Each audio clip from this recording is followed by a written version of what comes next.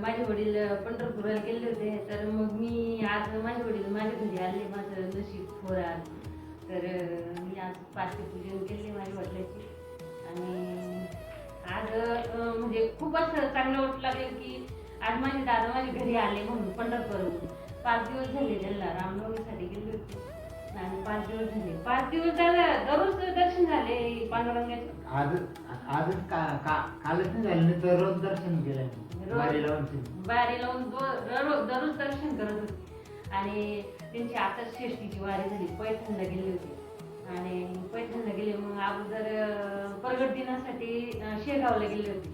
आणि पांडुरंगाची म्हणजे पंढरपुराला एका वर्षातून 3 वेळेस तरी जातात. 3 वेळेस जातात. आणि माझे वडील आहे ना हमेशा वारीमध्ये जातात दिंडीत. तर मग ते स्वयंपाक करतात, दिंडीमध्ये स्वयंपाक करून मग ती जेव घालतात. ते मग इतके माझ्या वडिलांना इतके फोन येतात. जर 1-2 दिवस समजा लेट जर वारीमध्ये गेले की सारखे फोन सुरू होऊन जातात की स्वयंपाक करायला पण नाही तुम्ही या, स्वयंपाक करायला पण नाही तुम्ही या. पोळी करून खाऊ घालतात, स्वयंपाक करतात, भाजी पोळी वरण भात सगळं करतात. आणि ही त्यांची सेवा आहे वारीमध्ये.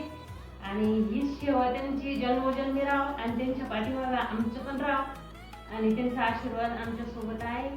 रामकृष्ण.